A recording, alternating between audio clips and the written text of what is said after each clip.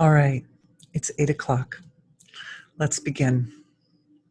So I'm going to, as usual, start with a prayer of gratitude, and then we'll do a little mini review of what's energy healing and then dive into the webinar. Thank you.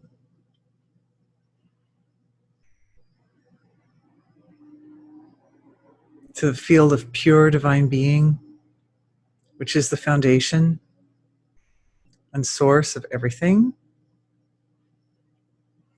Thank you for being everything, including this live webinar, including every living thing. Thank you for integration of being in the field of life. Thank you for all the ancestors. And when I say thank you to all the ancestors, I really mean a level of gratitude that moves to the physicality. At this point in the prayer, we're moving from being, infinite, unbounded, unmanifest, internally silent being, completely to the field of the relative, because it's through the ancestors that we reside in human bodies. So this is the thank you to the ancestors. Thank you for being the ancestors, and for the reality of their eternally loving support and presence through us, presence in this live webinar. Thank you to the divine in every one of us, in each one of us, that aspect of being that's already integrated, for blessing our live webinar with the ability to work powerfully and concisely and to forge new paths in the field of experience and understanding of what it means to do energy healing, and to bless our world, to bless everyone in this session. Thank you always with deepest gratitude. And I always feel that no words truly, truly express the level of gratitude to the eternal tradition of wisdom, without whose gift of the bridge between eternity and the point of expression, without whose gift none of this would happen. So thank you to knowingness and the flow of wisdom and the flow of knowledge.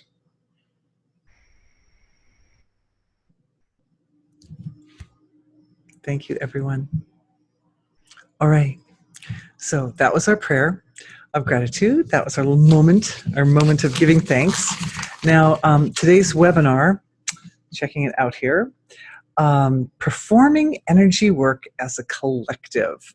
So we've been doing this for a while. I know, you guys, we've been together for quite some time doing this work.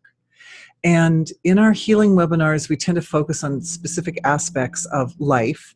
But what I realized that we're doing now is it's time for us to sort of integrate and gel as a collective, to start to exercise greater healing capacity, like each person in this group, to be able to exercise greater healing capacity on their own and together as a collective, in order to address or approach some of the more pertinent issues facing us at this time. So,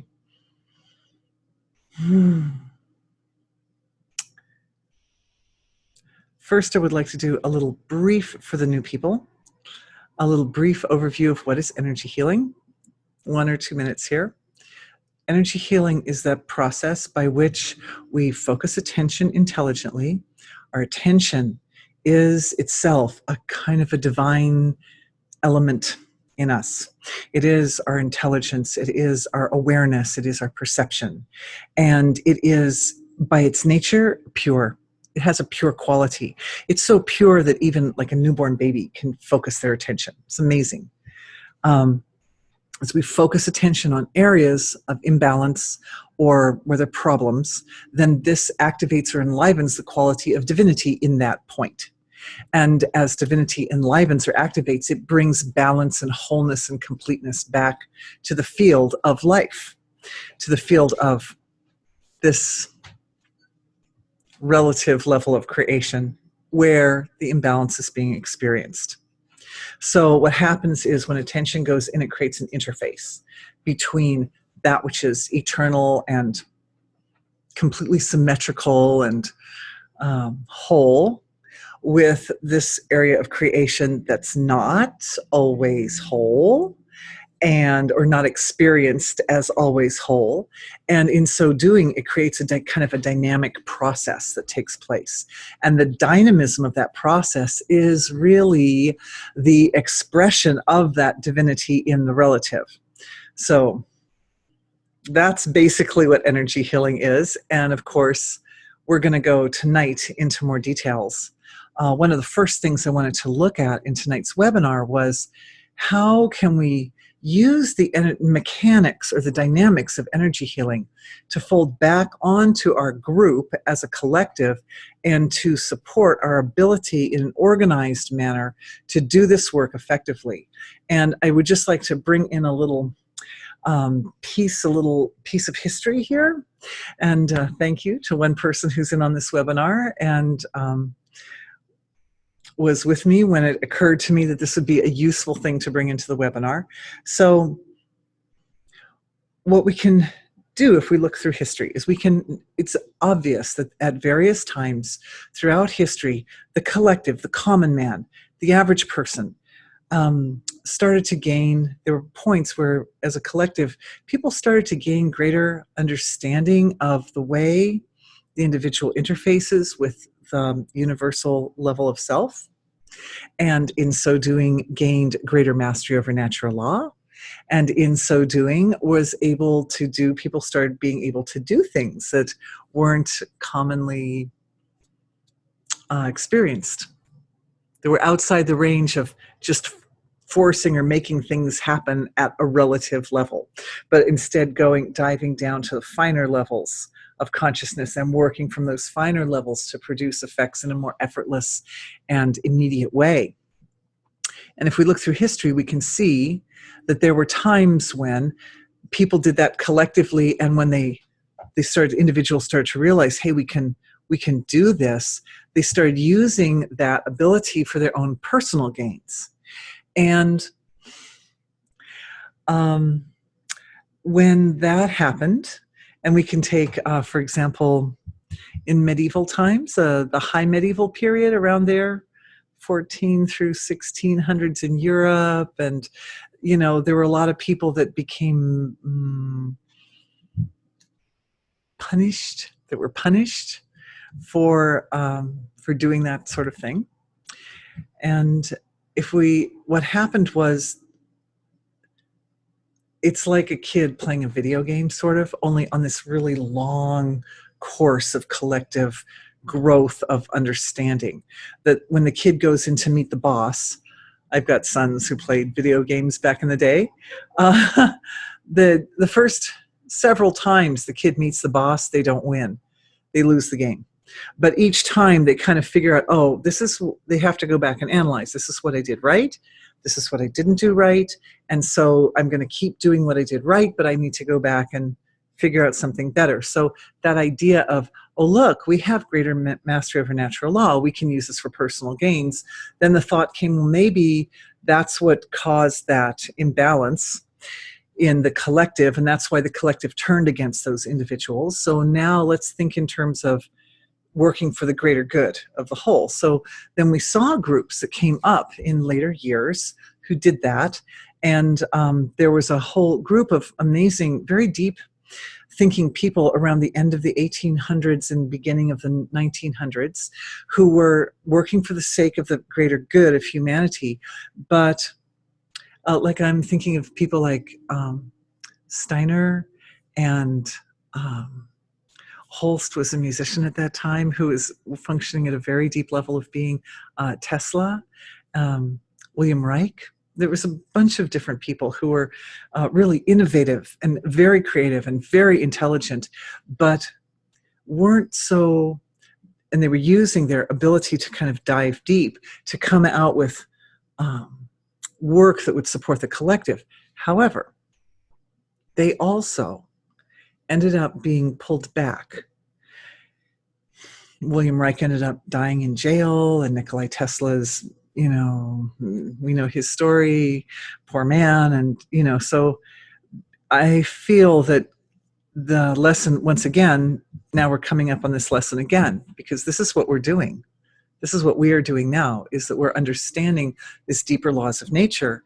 So they were working in more individual status.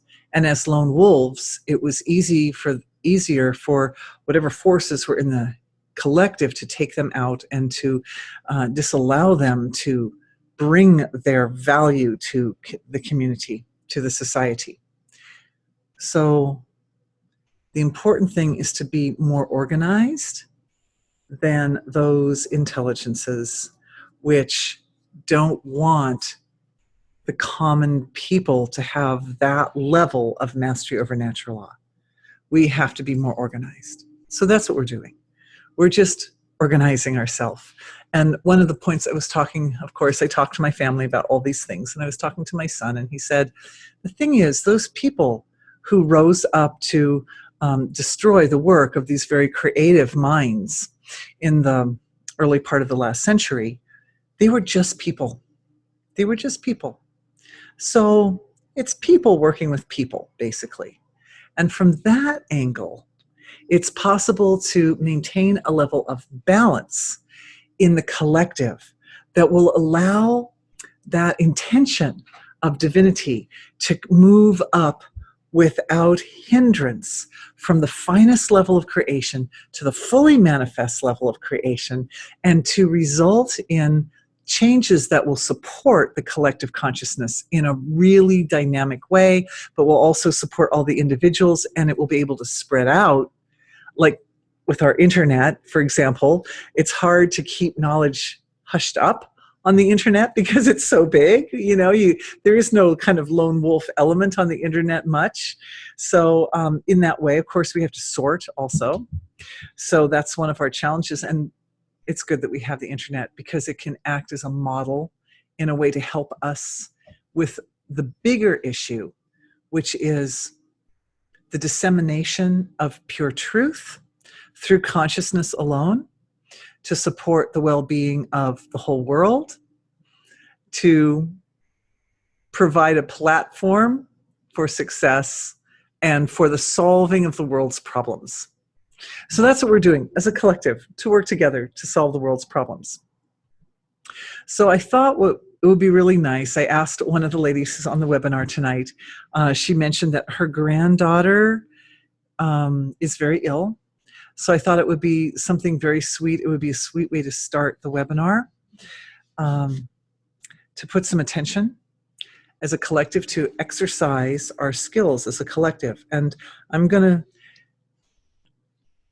it doesn't have to be me who's the one speaking, but it just happens to be that I'm looking at a camera. So, and you guys are looking at your screen. So I'm going to be the voice for the group. But as we're going along here, number one, if anybody has any perceptions or understandings or experiences that might support this process, please feel free to send them in. You can ask questions in the upper, let's see, that would be your left-hand corner, I think, upper left-hand corner, and all questions and comments will be treated anonymously. Also, if anybody has, as we're going along here, any issues that they feel would be really vital and useful for us to focus on, let's do that. Anyway, so what we have is we have a little girl, and she's just 6 years old, and she was just diagnosed with lymphoma leukemia. So this is an illness that starts in the bone marrow. And what we're going to do, I'll walk and talk you through this. What we're going to do is we're going to start with some remote viewing. And we can all do this together. The thing is, I can remote view this little girl, but if we all remote view together, then all of us are carried along in the wave of the remote viewing, so that's going to enhance everybody's ability in this group to remote view better. And at the same time, we're doing some good for somebody who richly deserves it. So, talking you through this process, first what we're going to do is, I'm not going to say names because it's nice to keep people anonymous, but it's a little girl who's 6 years old, and her grandma is in on this webinar. And she's living in the, I think the eastern, is she living in the eastern part of the US? I think. Maybe grandma, if we have a location.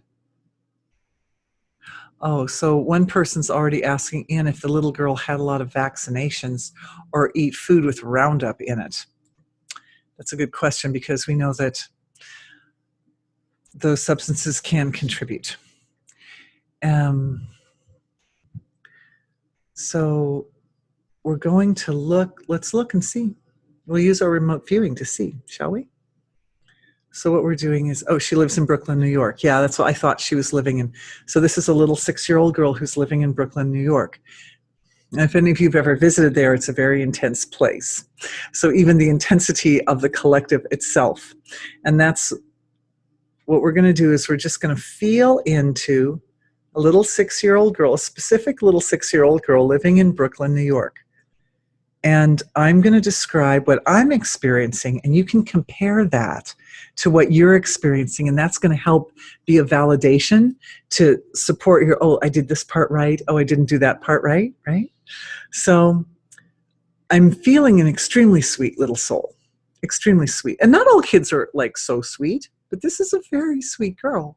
She's a very sweet girl. I'm also feeling, as I'm feeling into this being, that she is, as a soul, is very evolved, sensitive. I'm feeling I'm feeling discordant feelings of grief and fear and worry and concern over her situation. Of course, her parents obviously would be feeling concerned as well. What I'm seeing, looking at her, is that this little soul didn't really feel that she has a lot of karma she has to finish in this lifetime. That she's here and she's feeling at this point that she's kind of done with her work.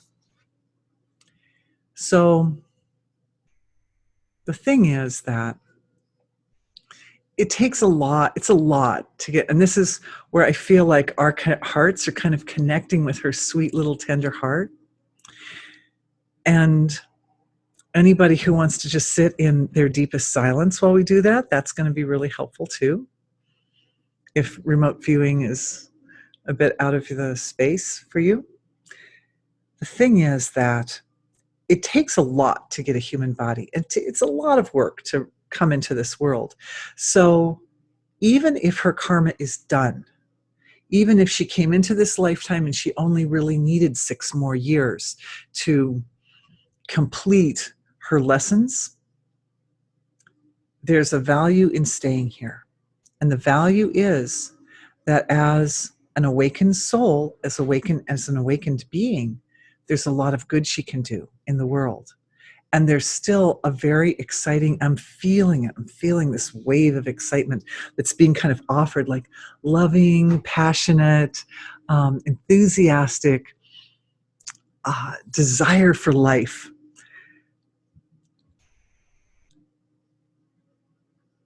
Anonymous is coming in with something, but I'll finish this thought, then we'll go to that. And so that desire to kind of move forward with her life and to be able to utilize or integrate and stabilize that awakened state, that very sensitive, clear, aware, and full with her being state in this relative field is actually worth sticking around for. The thing about lymphoma, it's lymphoma leukemia, is that it starts in the bone marrow with the white blood cells, with the lymphocytes. And bones are the administrators of the body, right? So when problems occur with the bones, and it's particularly deep in the bones, it means that there's some problem with the way that individual is interfacing with those aspects of reality that they cannot change. The way reality is administrated, basically. So here's this little very highly evolved little soul who's in this field of creation, this human incarnation, with all of its densities, and Brooklyn, New York, and people living in multi-story apartment buildings and all that thickness of humanity. And that feeling that it's overwhelming and too much, and maybe it really would be easier just to kind of fall back into the more heavenly realms of creation and have done with the whole thing. But thank you, everyone, for that nice big wave of enthusiasm and the perspective for her that she could stay and do a lot of beautiful work in this lifetime. There's a lot of good she can do. I'm also seeing a connection in her illness with Father, because Father also represents administration, right? You can either have the tyrannical leader or king or something, or you can have that sort of very loving, supportive father, that kind father. And I know that her dad is probably that kind of person. Knowing the mom, knowing the grandma, I'm sure that the dad is a very sweet thing. Here's one person saying, I get the feeling she needs to physically move elsewhere. It's possible that Brooklyn is a little intense and that the illness could bring her family to a place that's like a little more rural, an area that's a little bit softer environment, because this is a very sensitive soul. Let's see what the other anonymous person said. Thanks, guys. Thanks for your feedback. I love it. Yeah, we have a very powerful group here, guys. I mean, really, all of you are amazing. So this person's saying, it seems that when a person is stuck in perceiving only one perspective, it limits their ability to effortlessly shift from one perspective to another, while simultaneously maintaining awareness in an undivided, unqualified field. Would this help our ability to do collective healing? Oh, wow, that's a very good question. First of all, or point and question. First of all, the point and question relates both to what I'm doing, what she's doing, and her family, and to our collective. So let's take that one step at a time, shall we? Yeah, awesome question. So as a child, the whole brain physiology hasn't fully developed. So she's at a point of, she's still kind of working through toward the end of the neural exuberance period of her cognitive development, which means making new neural connections and just seeing everything and being like a little sponge and taking in her world. So she hasn't gotten to the point of discriminating and deciding what to cut out yet. And so it appears to me that her big self is already making some decisions without connecting in with her individuality. The big self is like, you know what? This is way too much, way too overwhelming. Let's just get out of here and get into a softer place. So that is one perspective. If I'm in a place that I don't like, if it's scary or overwhelming or it's too much, my little sensitive soul is taking in a lot of information really fast, I can extract myself. But in this case, the offering is I can step back spiritually into my own divinity. I don't have to leave physically. Certainly, I don't need to die in order to do that. So that's part of the message that she's getting from this, is a new perspective on it.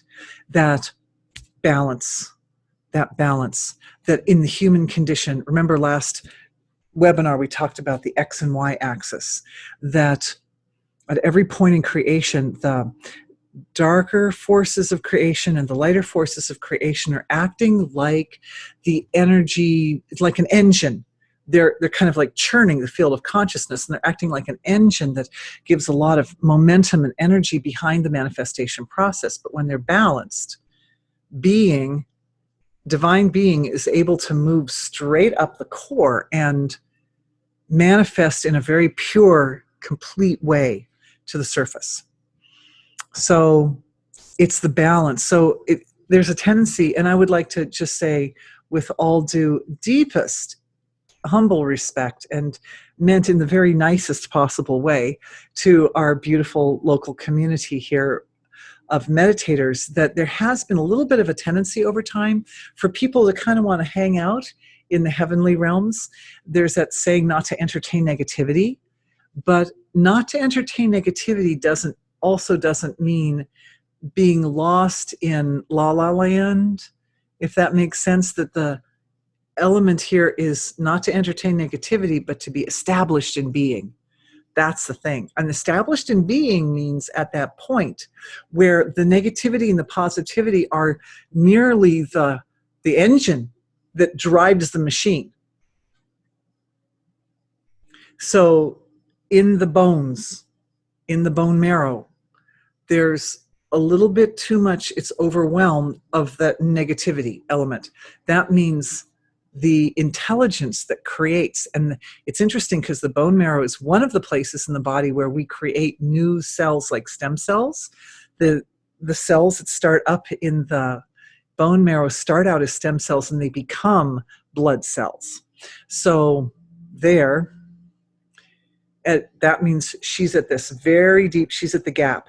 The imbalance is sitting right at the gap where manifestation happens, because that's what's happening in the bone marrow.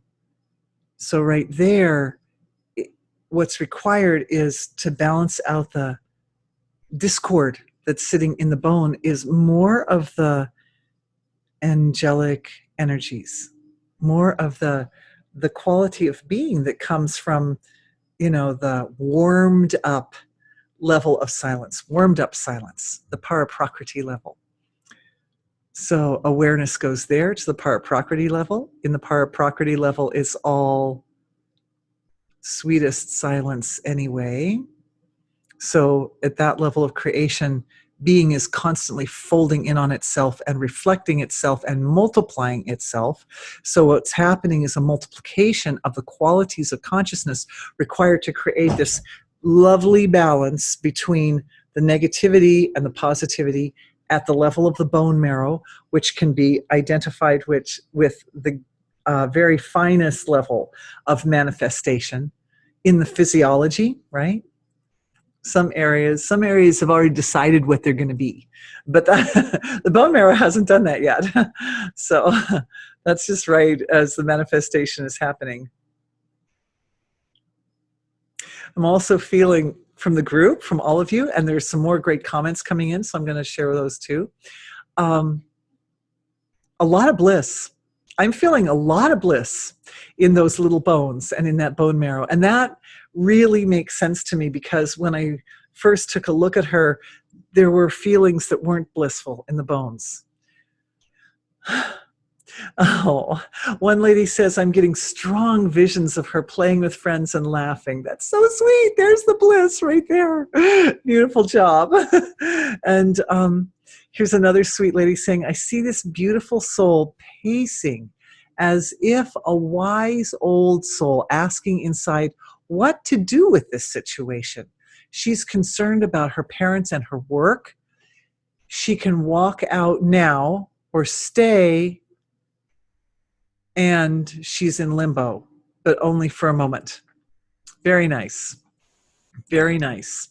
Yeah, there's always uncertainty. There's always, the way it is in the relative, unless the balance is ideal, there's always a danger. This is extreme on this end is a poison, and extreme on that end is a poison. So it's that central point that would allow her to do her work. The other thing is that it's possible at this time, this little soul, if she looks to her future, it's not certain.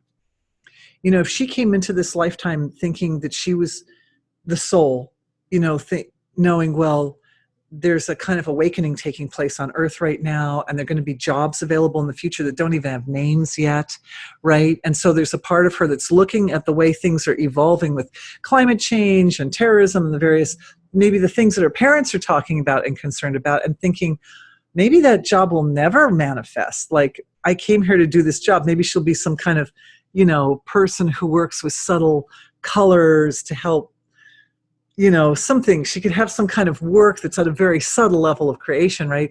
And she's thinking, maybe that's not going to happen. And so it can look like that at this point. And especially for a little tiny person with their little undeveloped brain, you know, that field of possibilities, it's not clear. So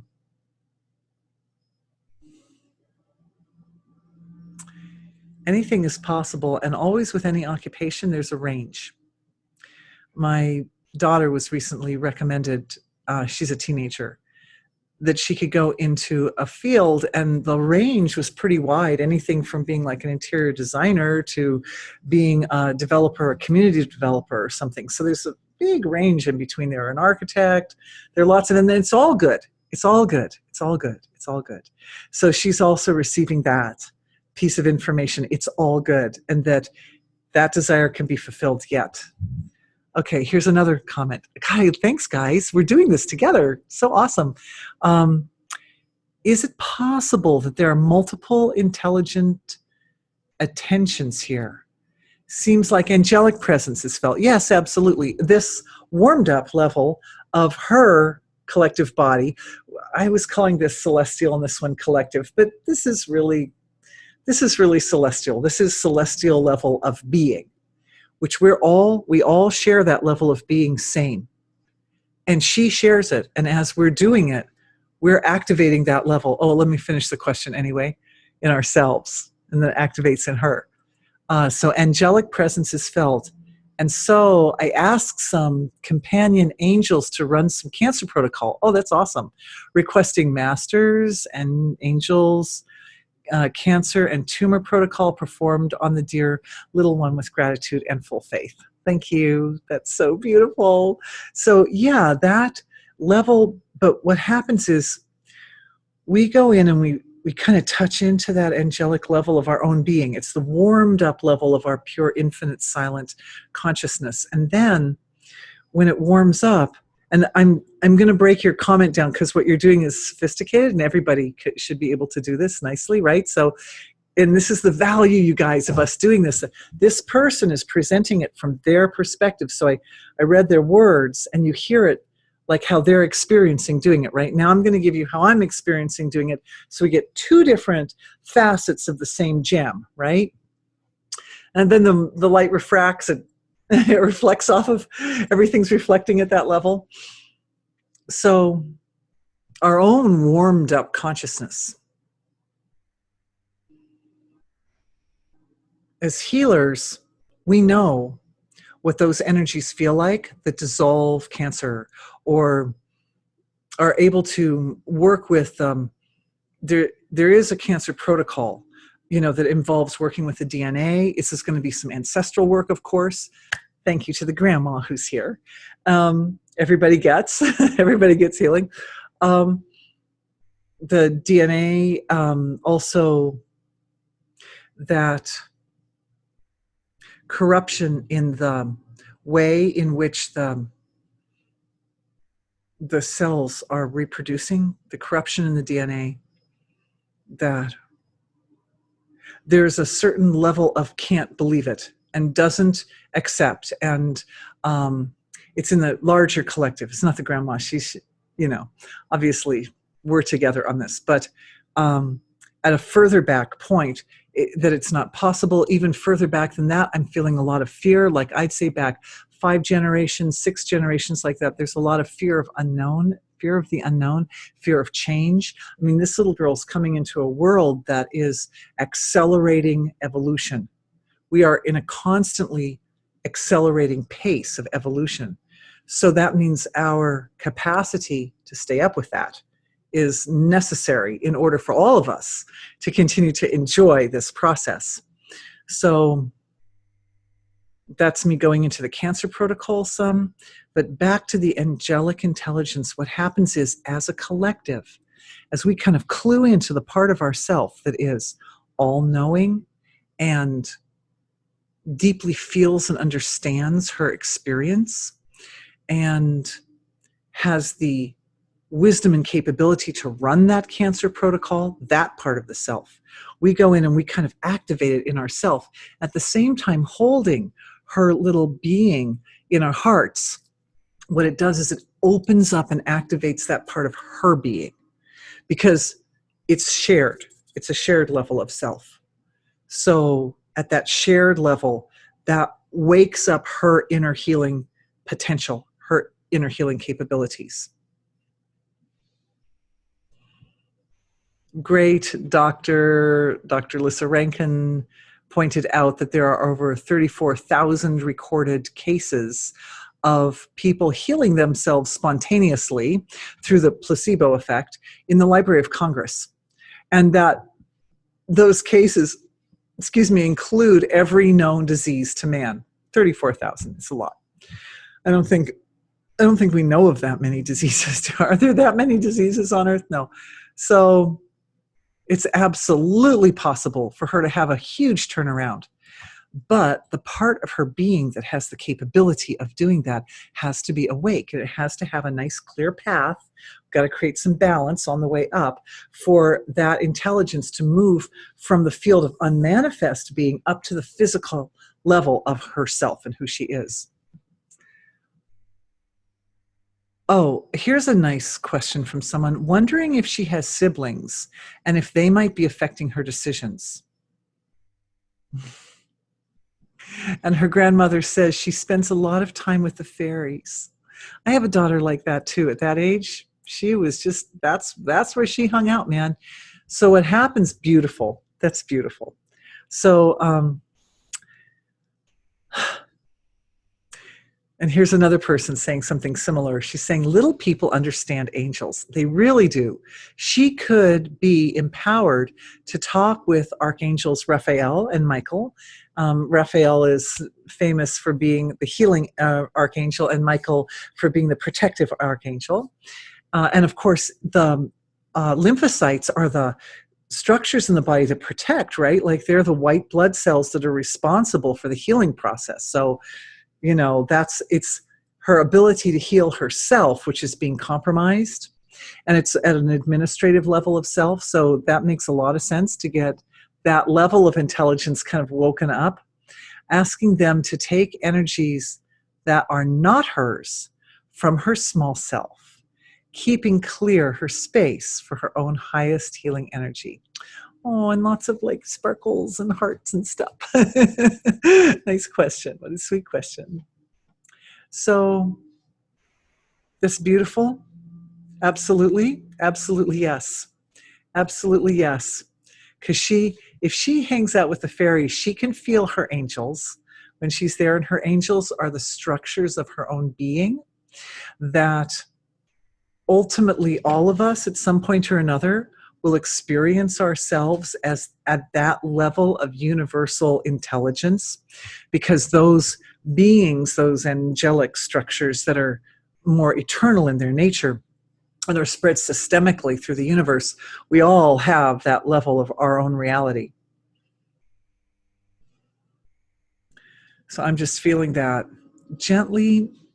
It's interesting, the field of life, web of life around us is humming. Feels very activated right now. And at each point, this is interesting kind of expansion of the paradigm that we've been working with, that the web of life has, it's really very orderly. It's really very orderly. And all the places around us, the energy of being radiates, and it radiates in an orderly fashion.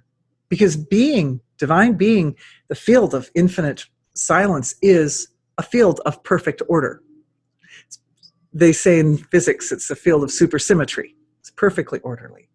So as it radiates out, what happens is there are these crosshatches that occur.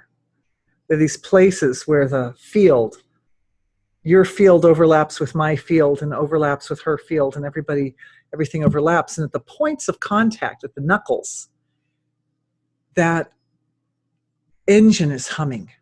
The dynamic exchange between the positivity and the negativity are interfacing at those points. And so what I'm seeing is in the field, there's a kind of increase of dynamic interface in the joints. So it's like the healing field that we're creating is getting bigger and stronger. And I'm feeling a lot of energy here. And I feel almost as if on some energetic level, she's like right in the middle of us. Like we're a big circle around her, sort of. And she's just right in the middle, getting the full value of everyone's love and strength of the intention in the purest, most balanced way for the manifestation of the lymphocytes and all the cells in the body. Anywhere else in the body that anything might be off its mark, all those, the whole body back to balance. The fairies that she hangs out with are really forms of inner body intelligence. So she's got that going, and she's bringing it up. Since Grandma says that she's hanging out with those intelligences all the time, it means that she's, and she has one younger brother who's 3 years old.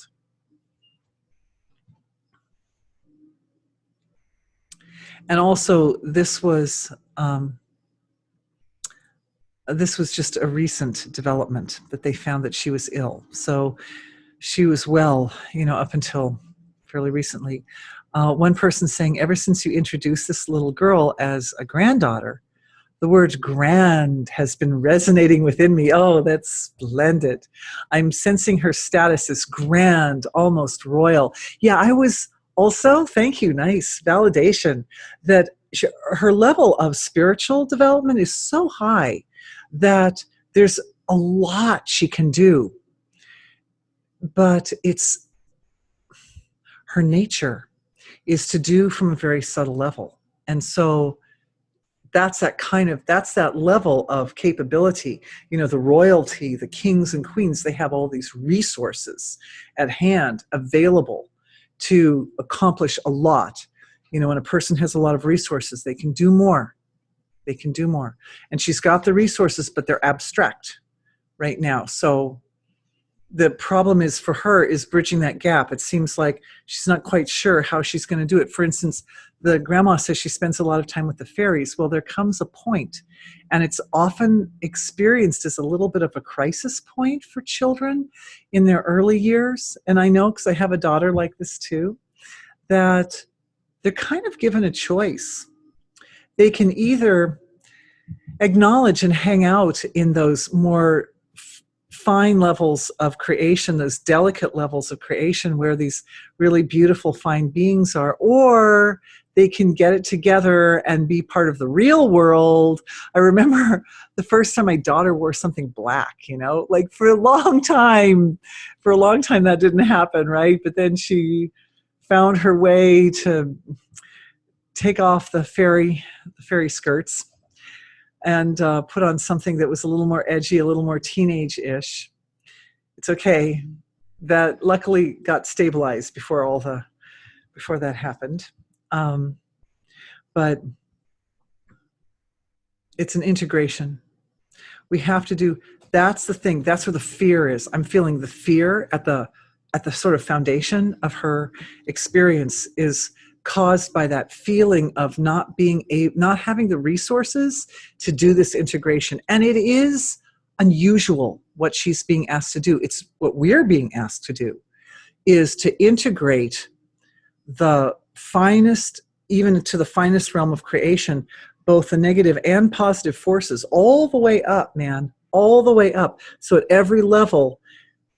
And I did a little bit of research, and I found that different systems, spiritual systems, tend to divide into different levels. There are the 5 koshas that are found in Ayurveda, and then there are the Buddhist The Buddhists divide to 31 different realms, and they're all different degrees, but at each point in the system, this is the web of life, and everywhere there's a cross point, there's this dynamic relationship between positive and negative, and it has to be balanced. So that's what we're doing. We're looking through, and it's nice that we're kind of surrounding her with our love, because it helps from each person's point, we can create that balance so that we hit every single level, even if everybody's subdividing slightly differently, that's okay.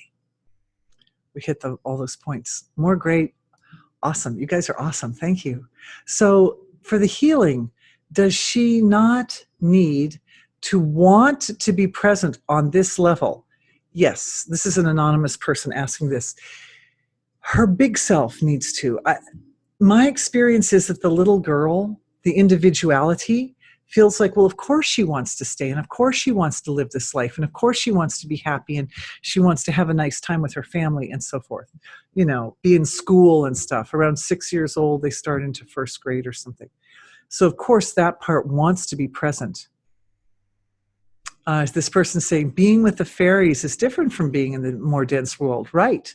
Exactly. And so this could be part of the crisis that she's experiencing right now, that she has to kind of decide, because, you know, if you try to talk about fairies too much at public school, people make fun of you and hurt your feelings.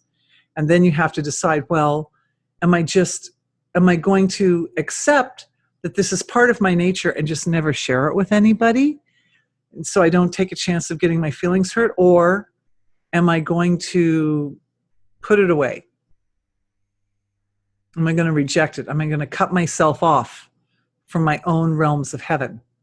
And I think that it's too hard. It's too hard for her to do that. And that's why on some bigger level of self, the idea is, well, maybe I would rather just be in heaven. But that's not happening so much on the conscious level, right?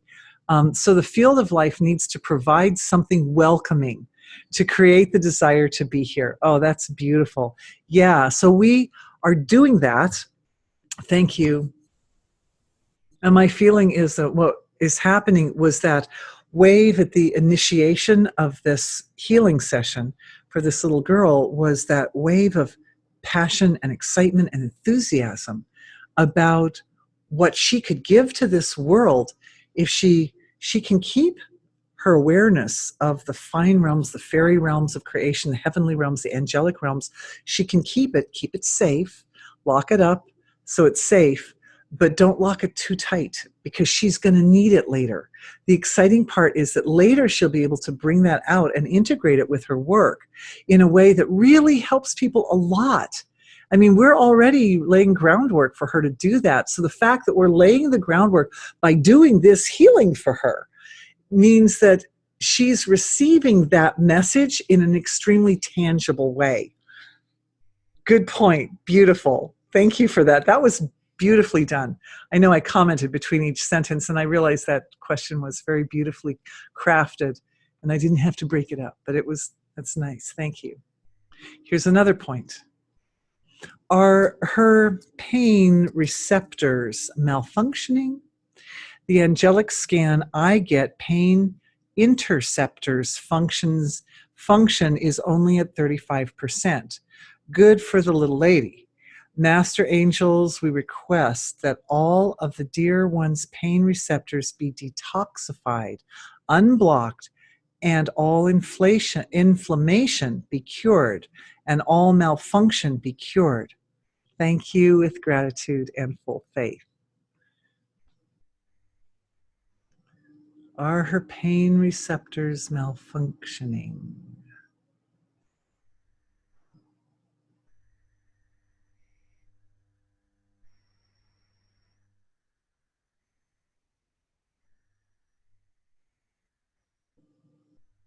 So that was a really sweet prayer, really nicely put, to just make the prayer and offer that prayer into the field of pure being.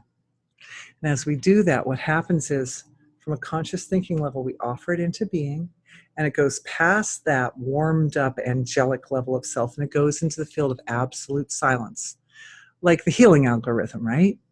And from that level, It bounces to infinity. It goes to infinity, and then it comes back up from the level of pure being, up through the denser levels of the physiology. I like that this person has been very concise with the intention behind the prayer, that her pain receptors be detoxified, unblocked, and all inflammation be cured, and all malfunction be cured.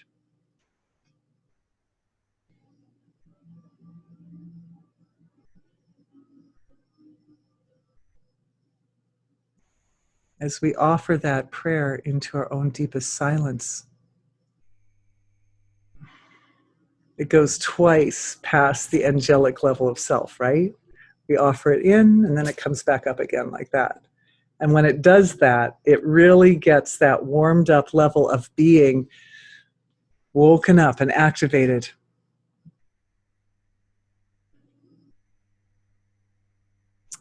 What I'm seeing is she's going to have to do a little bit of work in the digestive level of the physiology, because as toxins are, oh good, this person says that they're seeing that her pain receptors are now back close to 100%. Beautiful. As the detoxification occurs, some of the work is going to go in, this is what I'm seeing, is going to go into the digestive system. And so that's where we metabolize experience. And this whole thing came up basically because at some level she was dealing with an experience that she was having trouble dealing with. And the body responded by, you know what? I don't want to deal with this experience. I'm out of here. That's how the body responded.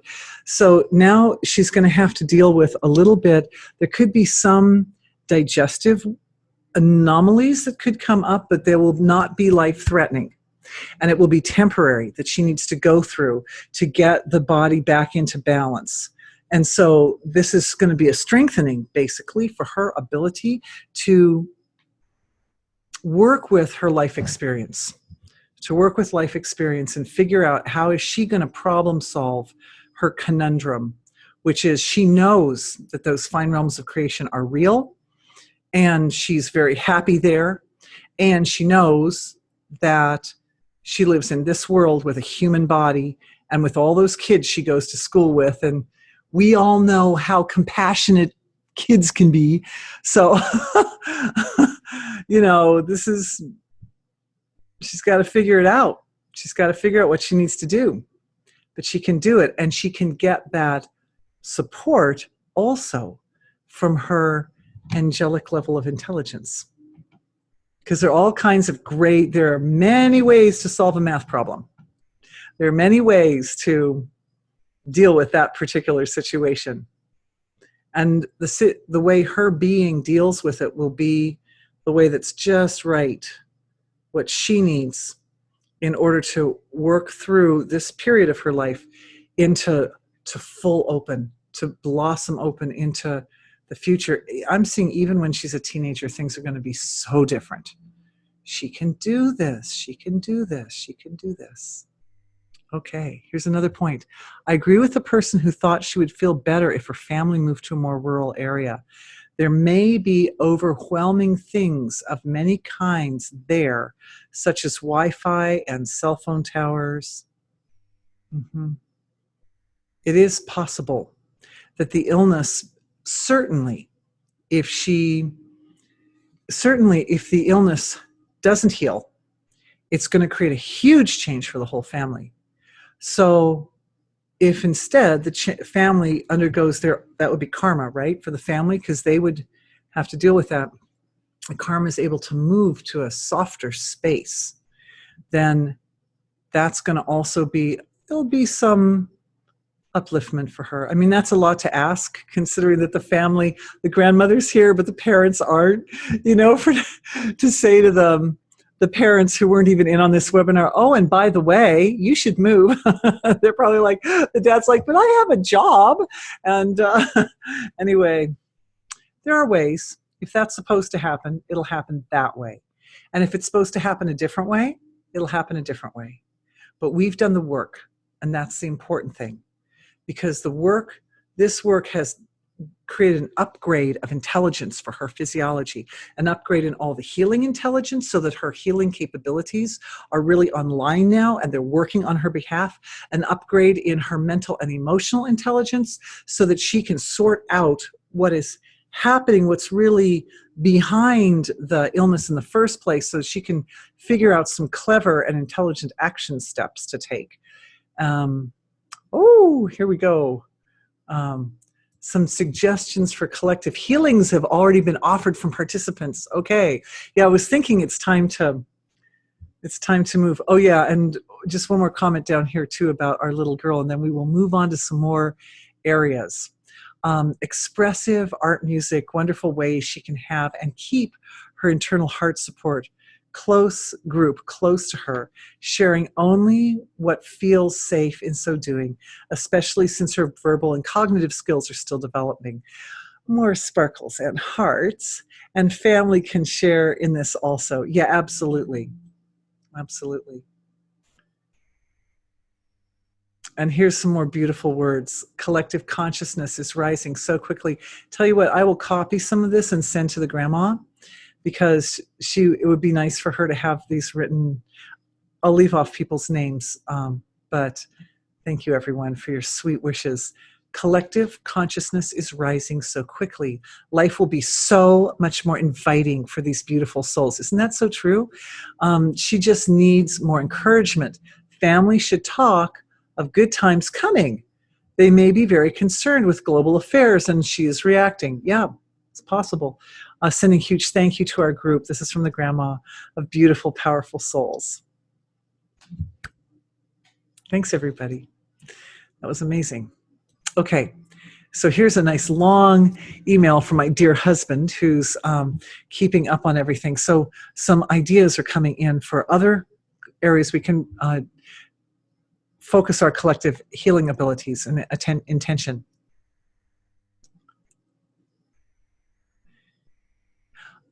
Healings to eliminate chemtrails and GMO foods. And then these others look like ideas that I came up with. So, but healings to eliminate chemtrails and GMO foods was offered by one of the great mothers of our world, whose life is dedicated to the upliftment of all of humanity. So thank you for that suggestion. And one more word here is this really sweet lady is saying she wants to send the parents and the family love and softness so they can let go of their grief, at least outwardly. So all healings for the family. Thank you, Grandma, for giving us the opportunity to strengthen and sharpen and hone our own healing capabilities, and at the same time have something really valuable we could do. Thank you. Oh, and this is a note to my team. The picture is freezing and the sound is disappearing at times for us.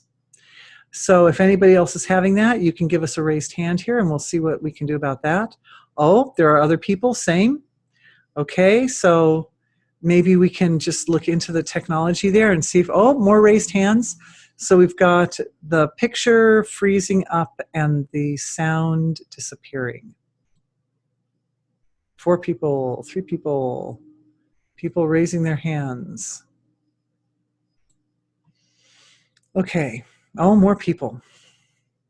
So one thing I'm going to do is I'm going to just speak a little bit more slowly and concisely so that you don't miss anything. And we're going to look now at chemtrails and GMO foods. And one of the reasons that this request came in, even though in America we've had situation with chemtrails and GMO foods for quite a while, the GMO foods were first proposed to the world in 1993. And they haven't really been so prevalent outside of the US and Canada until more recently. And same with the chemtrails. And I don't know exactly when the chemtrails started, but I know that they've been around with us for a while now. So, and I added into that the latest development in America, for unfortunately, very embarrassingly for us Americans, a lot of these things seem to start here in America and then spread to the rest of the world. The latest thing we're looking at now are smart meters, which are actually very stupid meters. And they're also an unfortunate development that's taking place. So that actually, when we start looking at these larger issues that are affecting the whole collective, what we're doing is we're moving from our individual, focusing on one person, one little girl. Now we're going to stretch our healing capabilities out to the collective and see what we can do. And I'm going to keep up. Okay.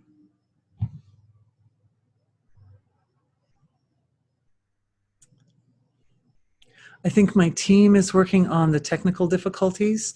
Oh, and I'd like to add, it is highly common, lots of raised hands over at my end here, that when we are actually concretely approaching a healing that affects big issues at a collective level, it is not uncommon for technology to act up. That the energy that we're creating in our collective now is at a level of hum. Our hum is powerful enough that it can, to a certain degree, be affecting internet receptivity. So anyway, I'm assuming that my team is on this and probably calling the Zoom company to see what can be done. And in the meantime, we will just move ahead. We will move ahead. So I'm just kind of asking into the field of my own being and into our collective if we'd like to try to take on one issue at a time of these larger issues, or if we'd like to, if it's useful or more efficient to work into the core of the energy that's behind them. Because in my perception, when I look at them, I see a lot of common elements there. The same kind of psychology and thinking that would feel like, oh yeah, let's just spew, toxins into the air for everyone just to make our air a little bit less breathable, is the same psychology that would think, oh sure, let's just manipulate the DNA of our food supply, not caring what kind of effect that might have on the people who eat the food. Same with the smart meters. They're that same psychology that would put a device on somebody's home that sends a microwave type of radiation through the home every 20 seconds and think that that probably would be a fine thing to do, because after all, then the energy companies can kind of keep track of everything that's going on. They know when you wake up, they know when you go to work, they know everything that's going on in that home every 20 seconds. If you turn on your computer, they know when that happened. If you turn on your, lights, they know when that happened. You turn them off, they know when that happened. So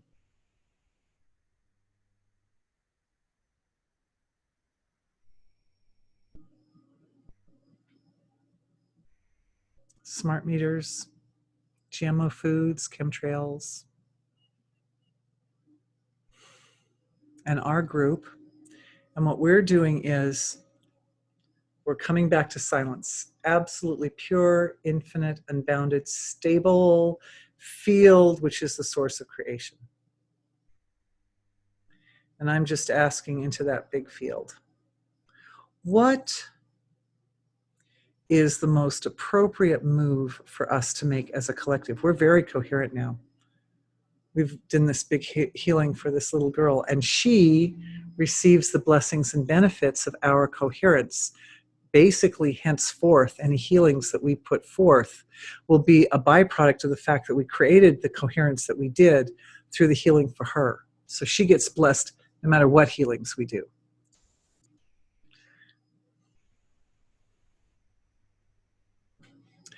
Okay.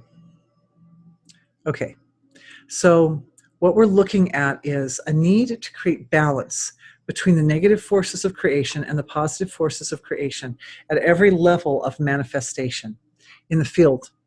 And where I'm seeing the out of balance is at basically denser levels, at the levels of creation where people get a little bit caught in their sensory perception. And this has to do with like things, information that we get from the media.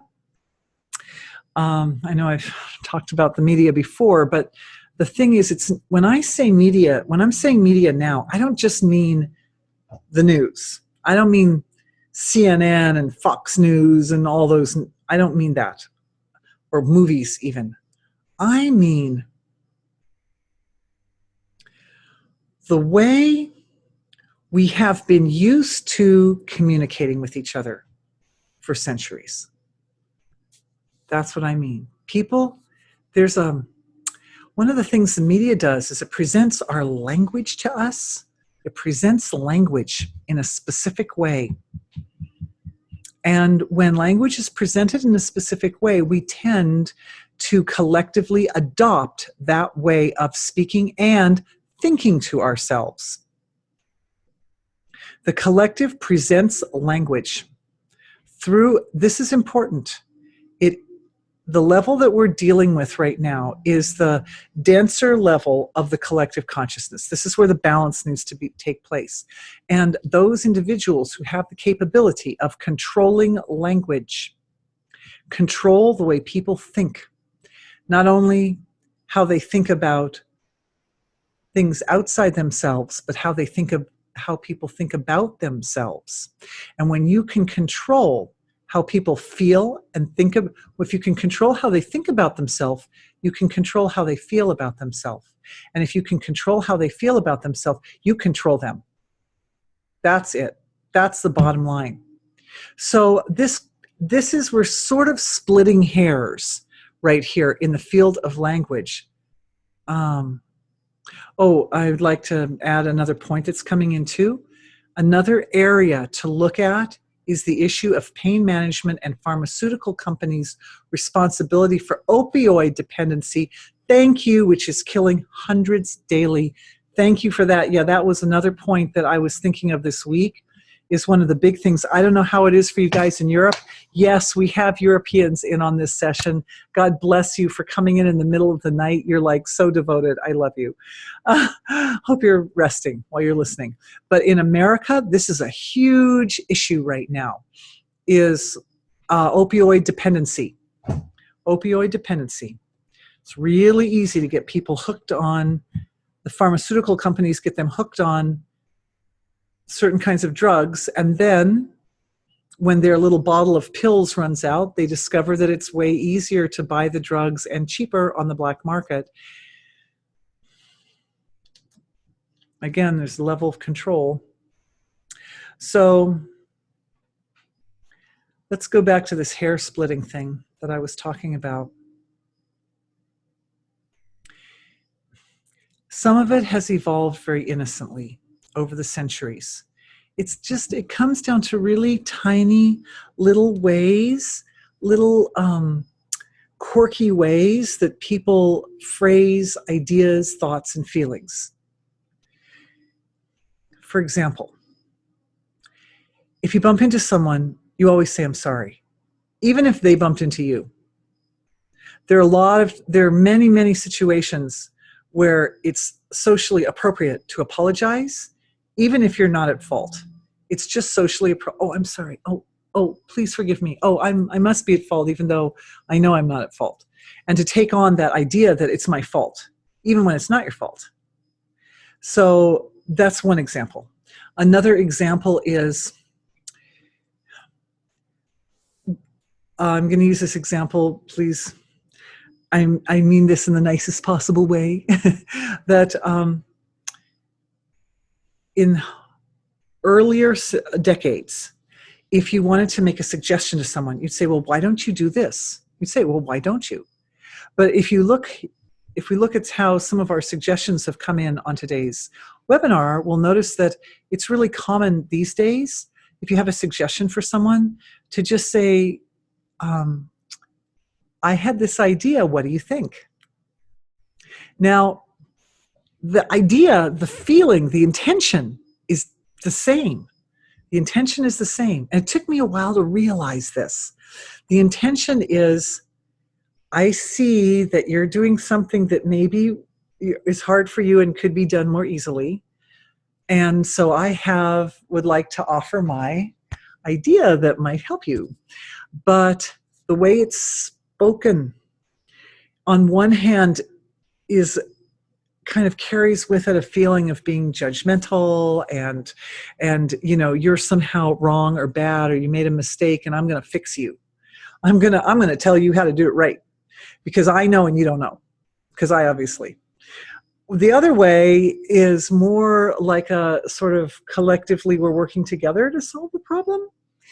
And the truth is that I know for a fact that behind both means of suggesting is the same really, really heartfelt, deep desire for everyone to come out smelling like roses. But it doesn't feel and sound that way. And there are many, many, many examples in our society, in our world, that are connected to and associated with these like slight variations in the way people express themselves that either carry with them, here are the two ends of the spectrum, that either carry with them an overbalance on the side of negativity or an overbalance on the side of positivity. And what we want is we want every statement, every idea to be grounded in being. That's the trick, the silence.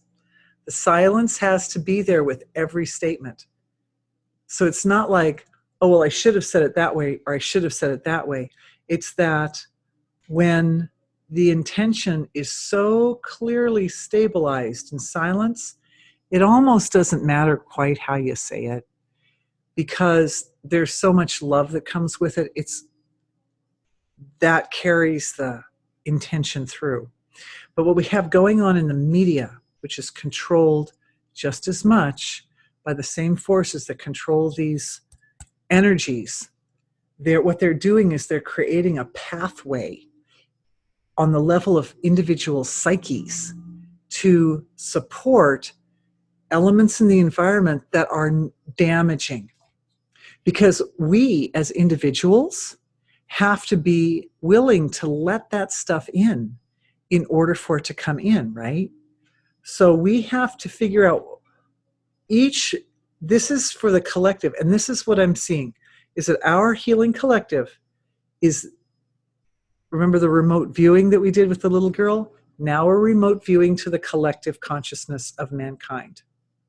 Particularly, thank you everybody, in the Western world where all this stuff is coming from in the first place, where the source of the GMOs and the chemtrails and the addictive pharmaceuticals and smart meters.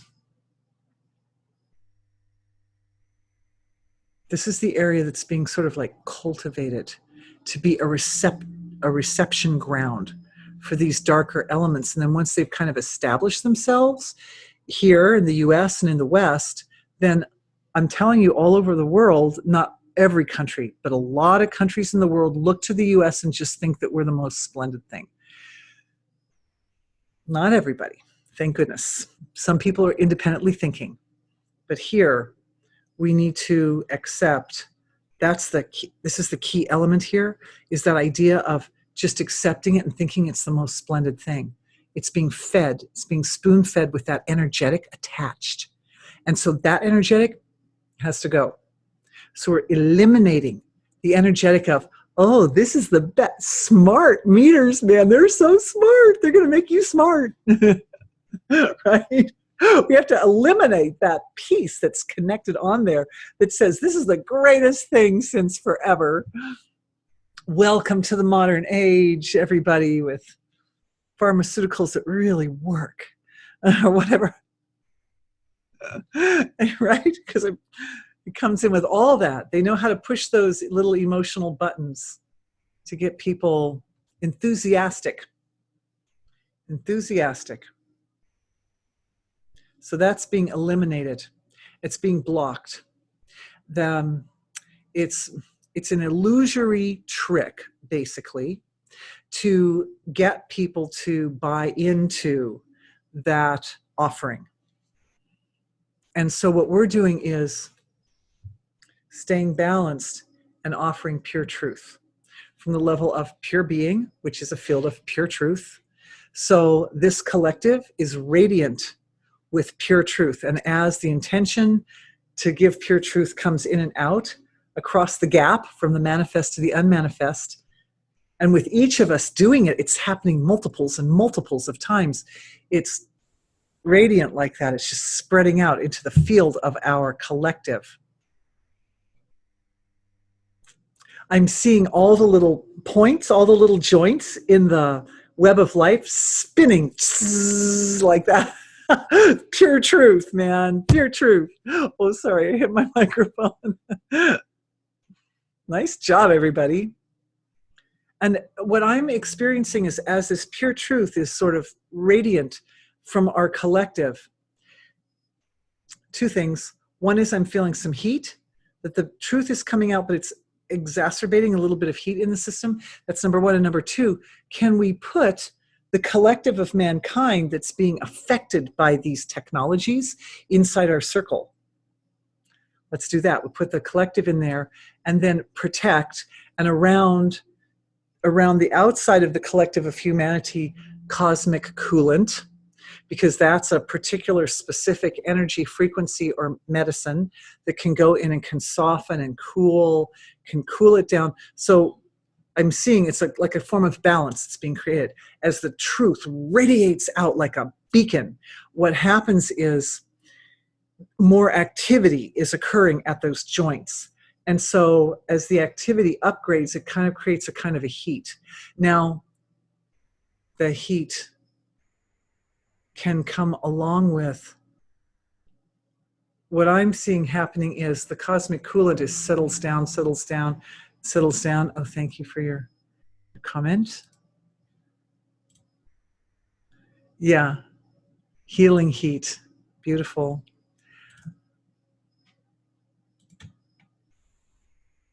As it grace. And the reason is that I think for some people in the collective, in our collective that's our collective of humanity, that there are certain, and a lot of people it's ancestral, there are certain ancestral patterns of being afraid of looking at the truth. Because the last thing people want to do is look at their dragon. They're it's scary. It's scary, that divine dialogue from, the hero's journey. The hero leaves, he's home, and home is good, and home is sweet. But for some reason, the hero gets kicked out of home. And this is, all the great heroes, right? Odysseus and Ram and Gilgamesh and Pinocchio and all the heroes, they get kicked out of their home, and they have to go on the hero's journey. And that involves, as they come to the point of greatest chaos, facing their own inner fear, the greatest inner fear. So there's a natural tendency for people to be afraid to face truth. Basically, your greatest fear is your greatest truth. It's that thing that if you overcome it, it sets you free ultimately. So it is scary, but it is also amazing and liberating. And so that ability to see the hero's journey not as a journey into the dark end of creation. It doesn't have to be a journey into the dark end of creation. It can be the divine dialogue. It can be, and this is where the energy signature that came up for me, I see we're a few minutes over time, but the energy signature that was downloaded to me before today's webinar. Thank you, everybody, because that often happens for these webinars, and I'm so deeply grateful. It comes into play now, this download. And this download has to do with the relationship between infinite being, higher self, Purusha, divine self, and individuality, and how they are fully integrated, and how they absolutely need each other, and stabilizing for everybody in the group, and stabilizing, oh God bless, for the humanity that is in the center of our group. Oh God bless. It almost looks like a giant cone. It's that lovely cone shape that I've talked about in the past, going in both directions, but this is stabilizing this reality that the being of all creation has to know itself as individuality, as humanity, in order to recognize its own divinity. Life just isn't full enough without humans. We humans add something special. So, in other words, all right. So out of respect for everyone's time, especially for our dear Europeans who are here in the middle of the night, I'm going to end today's webinar. Thank you, everyone, for the amazing work that we did. For those of you who will be with me tomorrow, I would like to suggest that anybody who has, or if you won't be with me tomorrow, but you have an area that you'd really like to look at, go ahead and shoot me an email, because your ideas are important. Our ideas, our collective ideas. And if I don't get any new ideas, we'll continue working with these ideas. So thank you, everyone, for being with me. Thank you for being amazing healers in your own right. It's a huge honor for me to be the voice of our group. I mean, I feel like any one of you could do this. So thank you for being amazing and being in my world. And I'm looking forward to tomorrow morning, when we will do even greater, more expansive work for our world together. Thank you, everyone. Good night.